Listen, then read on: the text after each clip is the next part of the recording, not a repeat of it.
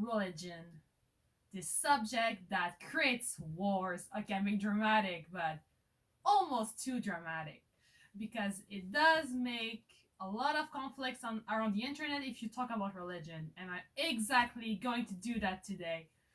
I'm gonna talk about not really religion, but I'm just gonna give theories about how I kind of imagine the world might be.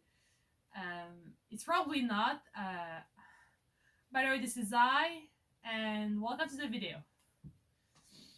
So yeah, I kind of wanted to talk about my theories because I feel like maybe because I had a mental illness or maybe something else, I'm getting more philosophical.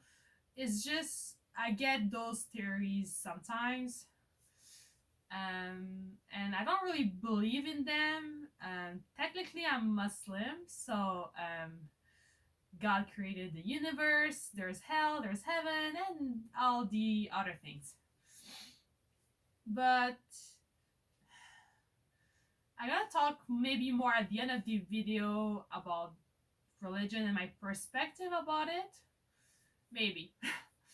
I'm probably gonna get in trouble with for this video, so I don't whatever I say, I gotta get in trouble with this video. That's what I mean. Theory number one.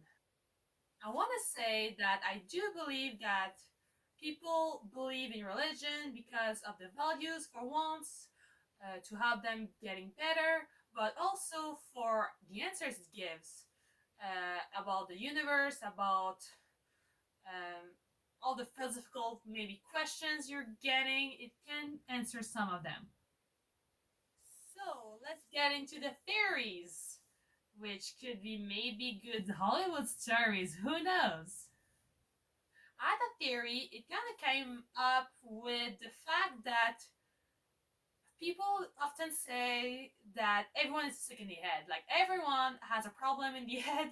We all need therapy. We all need a psychologist at one point in our life. Um, is that normal or not? I'm not sure. But what if um, it's not about normal or not, but it's about it was wanted.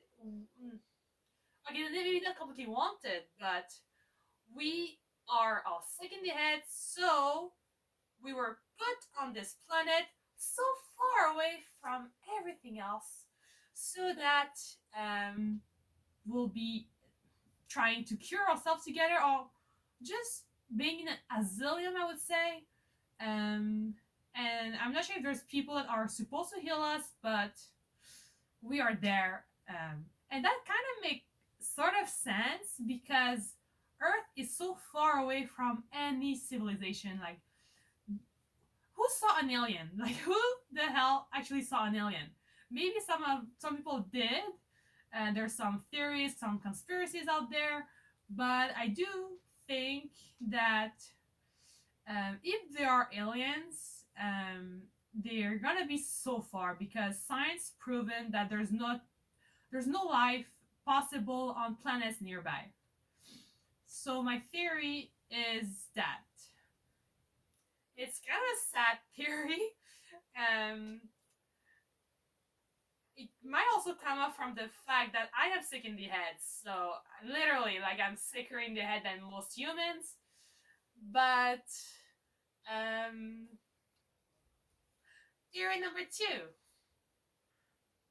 So I think in religion it says either that humans wanted to take care of Earth, that's why they came to Earth, or humans got punished, that's why they are on Earth because they ate the apple or whatever. But my theory is well, my theory, it's just a theory. It's that humans just were not satisfied in heaven because I don't think humans can be satisfied ever. Well, sometimes they are, but often they're not because they're goal driven. We always need to have something to look forward because when we're in the status quo, we're not happy with it. We keep wanting to change things around to make it better and better. It can be a good thing, can be a flaw. but it's what could have put, driven us to leave heaven and just come to earth. And I'm not sure what's God's role in this. Does God wants us back? So whenever we die, that's when they can get us back because we're souls. That's when God can have a reach.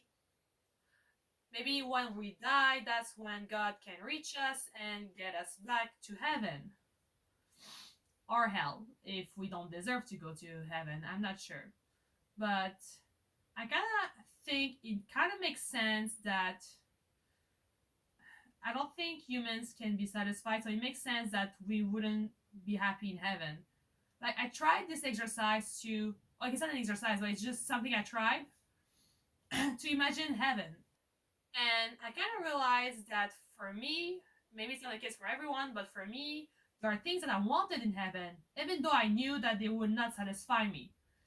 Um, because I would still have those issues, I would still have problems. So no matter what, it would be hard to have heaven or to have a perfect place because I think because we're humans. I'm not saying heaven does not exist or there's it's impossible to have heaven that's satisfying humans. I'm not saying that. It's just hard to imagine with our earth mind or with my earth mind. Theory number three. Theory number three is a weird one. It feels like just a fan fiction at this point. But basically, when people die, they get reunited with their soulmate. And depending if they were a good person or a bad person, their soulmate, whether it's a lover or it's a friend because they're, let's say you're asexual, then you don't want a lover, then you just maybe want a friend. And if you're asexual and romantic, I don't know what to say, which is my case. I don't know. Um, which is kind of my case. I'm not even sure about that. But if you, in this series, people die, they meet their soulmate, and if they're a good person, they're gonna have a healthy relationship with them. If not, they're gonna have a toxic relationship with them. I think maybe I came up with this theory because um, how my parents work or how other relationships works, which doesn't make sense. Like there are people that are with someone that they clearly shouldn't be with, or they're with someone and they're like super depressed or just super not good with that person, so they divorce. And there's so many divorce like on Earth. I think it's like one out of two, or if maybe it's different now. I'm not sure. But basically, if I guess that theory is also, as I said, a fan fiction, but it's also hope for people that are not happy with relationship because I don't think majority of people are happy with relationship on Earth. So how about afterlife where you can be with anyone of any timeline, any cultural thing, just someone that fits? Because if there is a soulmate, or if there is someone that you're meant to be, there are so little chance that you're gonna meet them in your present life. Um, because if that person is one over, let's say, billions of people, what are the chances that they're in the same freaking city as you? Like, I don't think there's a high chance. So maybe that's why I was thinking about that theory. And maybe because I watched way too many rom com. That's probably why. We're going from a light theory to a pretty dark theory. So theory number four. Um, we don't have free will. I don't think. Uh, Actually, I do believe we don't really have free will, and I think science does prove it because um, most decisions that we take, or maybe even all of them, is based on subconscious decision. If I'm not wrong, I'm sorry if I'm wrong. I'm sorry if I'm wrong. So basically, you're not conscious of both decisions that you take according to this theory, and um, it's like you want to buy a dress. It's not really that you want to buy a dress consciously. It's just that you felt like it, and then you consciously think, yeah, that'd be a good idea.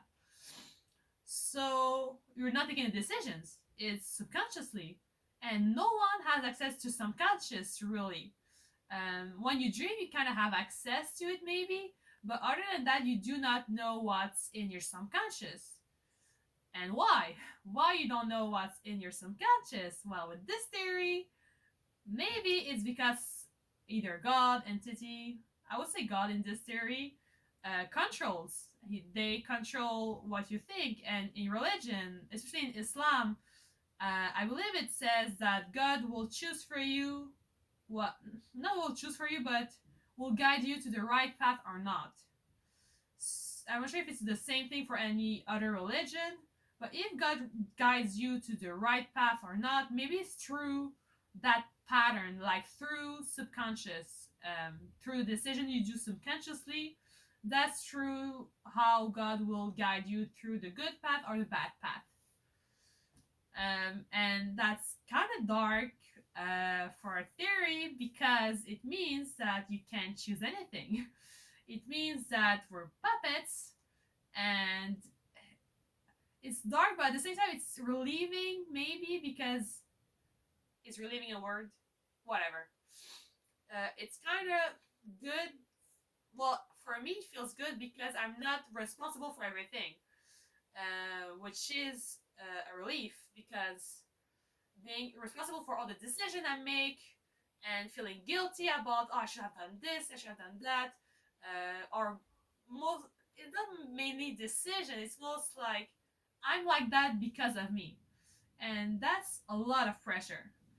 And it kind of relieves that pressure by saying no because there's not someone, but there's an entity that controls you subconsciously, and that's why you're doing everything you're doing.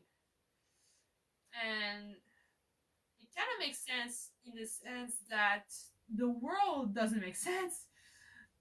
Lots of people will agree that humans are not stupid, but humans are not doing the right thing for humanity, and maybe it's because whoever controls humans is not human. So who cares about humanity if you're not human? So that's my last theory. Who is, yeah, it's still dark. Even if I've said that's relief, it's still dark. In conclusion, I think what also brought me to those theories, beside what I said that brought me to each theory, is the fact that I go back to what I said, I think, in the beginning. Religion is about values and answers. Values that are either kindness, being good to the next person, this kind of stuff. And I thought that by being religious, you'd be a good person. But some people are religious and they're a terrible person, in the sense that maybe they pray every day, and they do Ramadan, they do all the thing for being a good Muslim, for example. But they're not a good Muslim because there are things that they do or they say which are hurtful. And being a good person is kind of subjective. But to my eyes, being a good person is not about being religious. It's about other things, which kind of made me see religion in a different way. It felt a bit more as if religion was about being obedient about certain rules. And it's hard to tell why are we supposed to be obedient about certain rules, but out of scare or out of trying not to go to hell, I'll still try to be a good Muslim, but I won't have the same objective as before, which was to be a good person, because um, I think there are other things I have to reach for, or there are other things that I'm supposed to look for to be a good person. I think that's it for the video. Since I'm still at the beginning of my YouTube, there won't be too many people in the comments, or maybe even none. So technically I didn't create wars. Bye.